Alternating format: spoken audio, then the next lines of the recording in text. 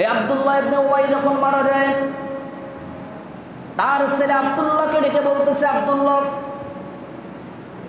আমার মৃত্যুর সময় কাছাকাছি এসে গেছে, তোমার সাথে আমার কিছু কথা আছে, আমার কাছে আসো। আব্দুল্লাহকে কাছে ডাকা হলো। আব্দুল্লাহকে বলতেছে, আমি যখন দুনিয়া থেকে বিদায় নিয়ে চলে যাব, তোমার জন্য আমার 3টা ওসিয়ত। কয়টা? 3টা ওসিয়ত। 1 নাম্বার হলো, আমি যখন মরে যাব, মুহাম্মদ সাল্লাল্লাহু আলাইহি ওয়াসাল্লামের গায়ের জুব্বা দেয়া যেন আমাকে কাফনের ব্যবস্থা করা হয়।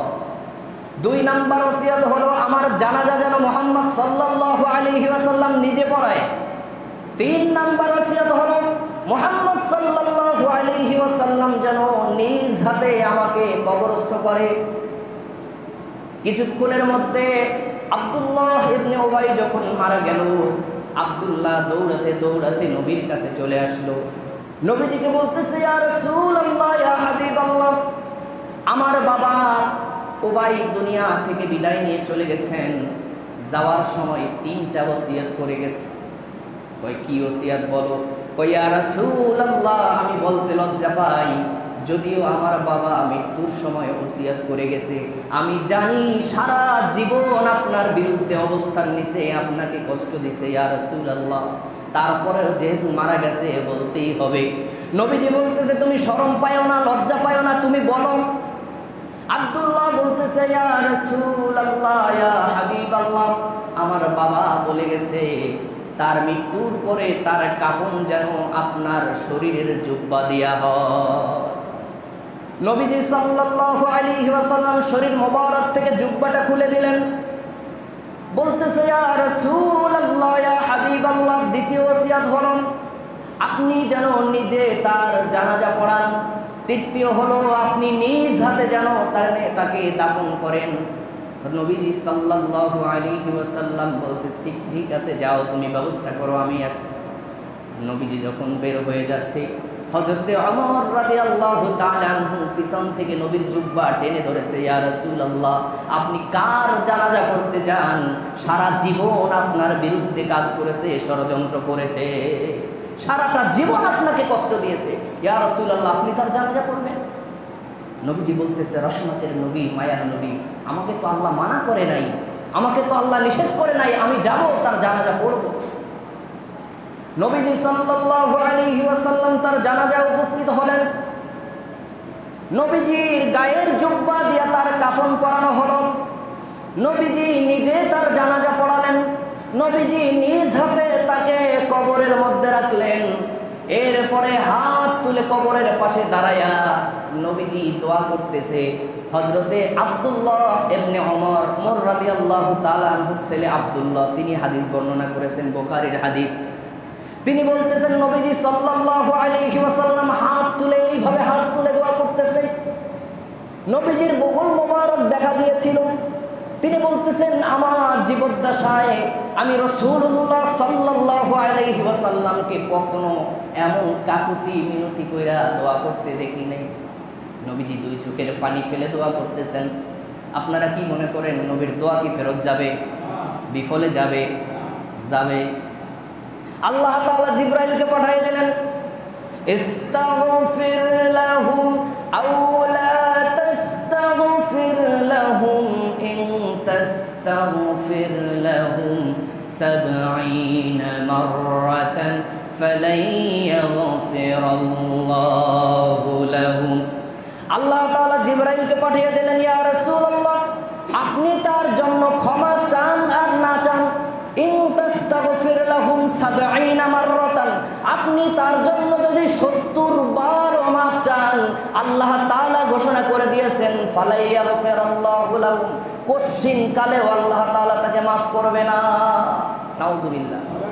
কি চিন্তা করেন, নবীজি নিজে কবরস্থ করলেন, জানাজা পড়াইলেন, নিজের শরীরের জুব্বা দিয়ে দাফন করাইলেন। অথচ নবীর শরীর যদি কারোর সাথে স্পর্শ হয়, তার জন্য জাহান্নামের আগুন হারাম। নবীজি সাল্লাল্লাহু আলাইহি ওয়াসাল্লাম যে দস্তারখানা বিছায় খানা খাইতেন, দস্তারখানা একদিন হযরতে আনাস রাদিয়াল্লাহু তাআলা আনহু পরিষ্কারের দায়িত্ব ছিল। আনাস রাদিয়াল্লাহু তাআলা আনহু কি করছে, দস্তারখানা নিয়ে আগুন জ্বালায় আগুনের ভিতরে ফিকে দিছে। তা আগুন ধাউ ধাউ করে জ্বলতেছে, কিছুক্ষণের মধ্যে পরিষ্কার হয়ে গেছে, দস্তারখানা বের করে নিয়ে আসছে। আগুনের ক্ষমতা নাই নবীর হাতের স্পর্শ পাওয়া দস্তারখানা আগুন জ্বালাবে। সুবহানাল্লাহ। লোকেরা জিজ্ঞাসা করে, আনাস তুমি আবার জাদু কবে শিখলা? কয় কি আর জাদু, যেই দস্তারখানার মধ্যে রহমাতুল লিল আলামিন নবীর হাতের ছোঁয়া লাগে, আগুনের এত সাহস আছে যে দস্তারখানাকে জ্বালাবে? সুবহানাল্লাহ। অথচ সেই নবীর গায়ের জুব্বা কার গায়ে? আব্দুল্লাহ ইবনে উবাইয়ের গায়ে। সেই নবী নিজে দাফন করেছেন, নিজে জানাজা পড়িয়েছেন।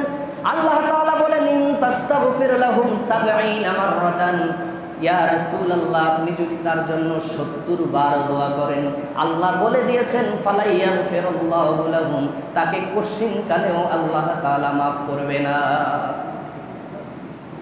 নবী যখন ওখান থেকে যাচ্ছিলেন, চোখের পানি মুছতে মুছতে রওনা দিলেন। জিবরাইল আমিন আবার এসে আল্লাহর রাসূলকে বলতেছে, ইয়া রাসূলুল্লাহ ওয়ালা তুসাল্লি আলা আহাদিন মিনহুম মাতা আবাদান ওয়ালা তাকুম আলা কবরি। ইয়া রাসূলুল্লাহ এরকম কাট্টা মুনাফিক, প্রকাশ্য মুনাফিক যদি কেউ মারা যায়, ওয়ালা তুসাল্লি আলা আহাদিন মিনহুম, এমন মুনাফিকের জানাজায় আপনি কঠিন কালেও উপস্থিত হবেন না। ওয়ালা তাকুম আলা কবরি, এবং তাদের কবরের পাশেও দাঁড়াবেন না। বলে দিয়েছেন কে? আল্লাহ। এই আয়াতের ব্যাখ্যায় মুফাসসিরিনে কেরাম বলেন, যদি এমন ইসলামের দুশমন, নামে মুসলমান কিন্তু এমন মুনাফিকি স্বভাব যদি কারো থাকে, ওই ব্যক্তি যদি মারা যায়, কোনো হক্কানি রব্বানি আলেম তাদের জানাজায় উপস্থিত হওয়া উচিত নয়। ছোটোখাটো কোনো আলেম দিয়ে তার জানাজা পড়ায় দাফন কাফন করা হবে। কিন্তু যদিও চাকরি হারাবার ভয়ে, যদিও গুলি খাবার ভয়ে, যদিও জেলের ভয়ে যদি কোনো আলেম জানাজা পড়েও, মনে করেন জাস্ট এক্সাম্পল, এই এলাকার একজন প্রকাশ্য সুদখোর মারা গেল, প্রকাশ্য মুনাফিক মারা গেল। এখন আমাকে বললেন, হুজুর আপনি জানাজা পড়ান। আমি যদি জানাজা না পড়াই, পরের জুমাকে হুজুর আপনি আর আসিয়েন না, আপনার মতো ইমাম দরকার নেই, ঠিক কি না? বলবে কি না? আর যদি সেটা বড় লেভেলের কেউ হয়, চেয়ারম্যান, মন্ত্রী, মিনিস্টার, যদি তার জানাজা কোনো হুজুর না পড়ায়, চাকরি মনে হয় থাকবে? চাকরি তো থাকবেই না। হুজুরের পকেটে ইয়াবা দিয়া তারপরে ধরাই দিবে, তবে হুজুর ইয়াবার ব্যবসা করে। আছে না নাই? যদিও চাকরির ভয়ে, যদিও জেলের ভয়ে, যদিও হত্যার ভয়ে, যদিও ষড়যন্ত্রের ভয়ে কোনো ইমাম যদি জানাজা পড়ায়, আর কোন ইমাম যদি ১০০ বার দোয়া করে, আল্লাহ তাআলা বলে দিয়েছেন ফালাইয়াগফিরুল্লাহু লাহুম, তাকে আল্লাহ তাআলা মাফ করবে না।